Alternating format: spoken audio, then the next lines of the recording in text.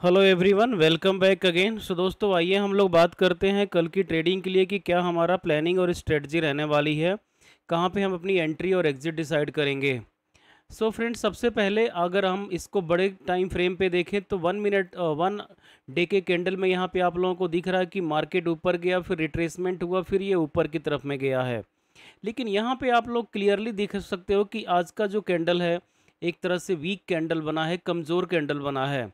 और ये कंप्लीट एक कंफर्म कर रहा है कि मार्केट अभी यहाँ से जो ये इतना रैली किया है, भले ये इस तरह से कुछ बना है लेकिन ये अभी ये बियरिश हो सकता है। और बियरिश हो करके अगर हम बात करें तो एक नीचे की तरफ में 50,500 तक आराम से ये विजिबल है कि ये फॉल डाउन हो सकता है। सो दोस्तों, यहाँ पे जो एक रिट्रेसमेंट होगा, ये रिट्रेसमेंट कुछ ऊपर चढ़ करके ये ऐसे हुआ, फिर यहाँ गया और ये ऐसे होगा। उसका रीज़न ये है कि यहाँ पे देखिए कि एक ये ट्रेंड लाइन बन रही है जो यहाँ पे कुछ एम पैटर्न सा बना रहा है। अब यहाँ पे जो ये एम पैटर्न बना रहा है दोस्तों, ये कहाँ तक फॉल डाउन हो सकता है और कहाँ तक नीचे जा कर के सपोर्ट लेगा और कैसे हम एंट्री करेंगे, उसके लिए अगर हम इसको छोटे टाइम फ्रेम पे देखते हैं तो छोटे टाइम फ्रेम पे साफ साफ हमारे को विजिबल है कि जैसे कि आप देख सकते हो कि कल का भी मार्केट रेंज बाउंड रहा और बैंक निफ्टी का और आज का भी मार्केट रेंज बाउंड रहा। ये दोनों चीज़ें एक बात साफ साफ क्लियर इंडिकेशन है कि ऊपर की तरफ में कॉल राइटर अच्छे खासे बैठे हैं जो इसको ऊपर बढ़ने नहीं दे रहे हैं। अब यहाँ पे दोस्तों, क्या वो कॉल राइटर डोमिनेट करेंगे या नहीं करेंगे? क्या कॉल बायर आ जाएंगे जो इसको फ्लॉप कर देंगे? कैसे होगा? तो उसके लिए सबसे मेन पॉइंट ये आपको समझना ज़रूरी है कि मार्केट जो है काफ़ी 2 दिन से लगातार एक रेंज के अंदर में रहा, ये कंप्लीट रेंज के अंदर में रहा।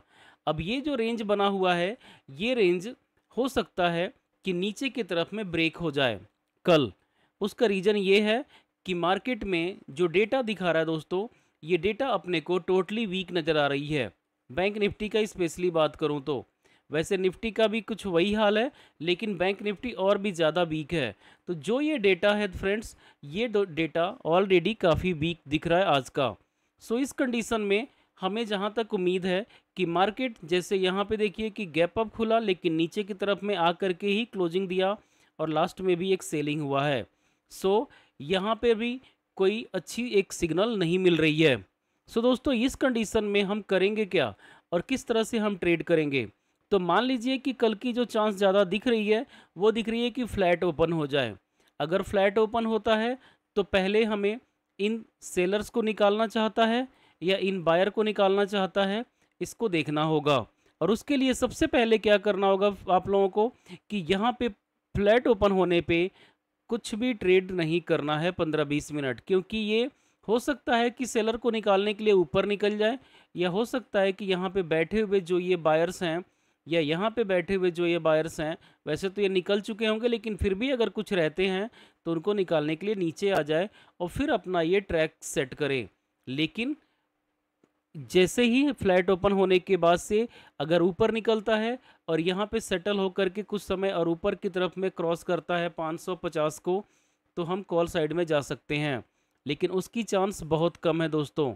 उस क्यों? क्योंकि यहाँ फ्लैट ओपन होने पे जो अभी मार्केट की कंडीशन है ग्लोबल और अपना इंडियन भी, और जो डेटा है वो सारा का सारा इंडिकेट कर रहा है कि मार्केट अगर ऊपर जाता भी है तो वो नीचे फॉल डाउन हो जाएगा।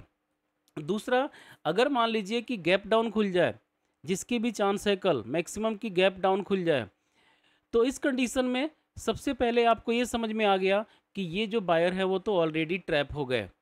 अब इन सेलर जो है यहाँ पे ये फायदे में आ गए, तो उस कंडीशन में क्या होगा कि अगर गैप डाउन ओपन होता है तो पहले थोड़ा सा ये ऊपर की तरफ में आएगा और ऊपर की तरफ में आने के बाद से अगर ये 480 या 500 के आसपास यहाँ कहीं रेजिस्टेंस लेकर के नीचे जाता है तो हम निगेटिव साइड में इंडिकेट अपने को कर सकते हैं। लेकिन ये ध्यान रखिएगा कि पहले ये थोड़ा सा ऊपर जाएगा ज़रूर। आप उसमें चाहो तो एक छोटा ट्रेड ले सकते हो, लेकिन अच्छा रहेगा कि यहाँ से अगर ये रेजिस्टेंस लेकर के नीचे की तरफ में फॉल हो रहा है तो आप उसमें अपना ट्रेड लो तो बेटर एक लॉन्ग आपको टारगेट मिलेगा। सो दोस्तों, ये तो रहा गैप डाउन का और फ्लैट का। अब आइए बात करते हैं कि गैप अप में, जिसकी चांस बहुत कम दिख रही है लेकिन अगर गैप अप की बात करें तो अगर मान लीजिए कि 51,550 के आसपास कहीं ओपन होता है, तो उस कंडीशन में दोस्तों फिर ये ऊपर की तरफ में निकलने की पूरी प्रोबेबिलिटी है और वो 52,000 तक भी जाए तो कोई बड़ी बात नहीं होगी। लेकिन फ़िलहाल अभी ये सिग्नल कम मिल रहा है, सो हम उस कंडीशन में फ्लैट या गैप डाउन की ही अपनी टारगेट लेकर के बैठेंगे कि नीचे की तरफ में हमें ट्रेड मिल जाए। अब डिपेंड करता है कि ओपनिंग कहाँ होगी, ज़्यादा चांस है फ्लैट का या गैप डाउन ओपनिंग होने का। सो ये रहा फ्रेंड्स बैंक निफ्टी का। अब आइए बात करते हैं निफ्टी में क्या हम कर सकते हैं। तो निफ्टी में भी देखिए आपको कि वन डे के कैंडल में यहाँ पे काफ़ी रैली होने के बाद से ये रिट्रेसमेंट हो रहा है और अभी निफ्टी वीक हो रही है। जो ये रिट्रेसमेंट हो रहा है और नीचे क्लोजिंग दिया है, आपको साफ साफ यहाँ पे क्लियर दिख रहा है कि निफ्टी जो है टोटली नीचे की तरफ में आकर के क्लोजिंग दिया है। यहाँ देखिए कि ये यहाँ पे नीचे की तरफ में क्लोजिंग दिया है जो आज का कैंडल है ये। सो इस कंडीशन में हम इसको भी बेयरिश ही रखेंगे, जबकि इसका डेटा फिलहाल ये बता रहा है कि अभी थोड़ा सा ये बुलिश हो सकता है या साइडवेज भी हो सकता है, लेकिन बहुत ज़्यादा बुलिश होने की चांस यहाँ भी नहीं है। सो उस कंडीशन में दोस्तों अगर हम बात करें तो नॉर्मली हमारी जो ट्रेड इसमें बन सकती है एग्जैक्टली टू द पॉइंट, अगर हम उसकी बात करें तो वो देखिए कहाँ पे बनेगा।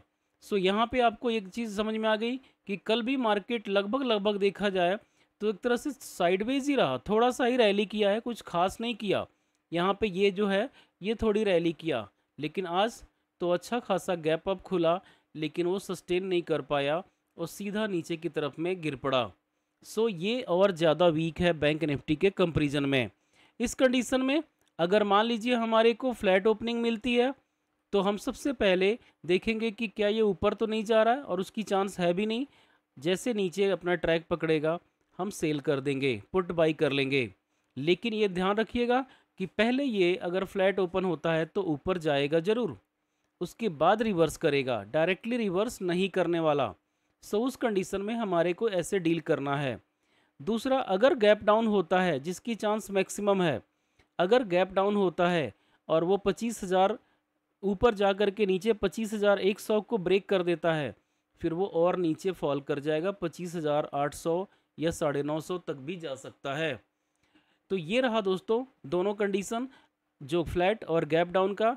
अब गैप अप में आते हैं और मान लीजिए कि गैप अप में दो कंडीशन 25,200 के ऊपर ओपन होता है तो हम यहाँ पे एक रेंज बाउंड हमारे को ट्रेड मिल सकती है, या हो सकता है कि ये नीचे भी फॉल कर जाए थोड़े समय बाद।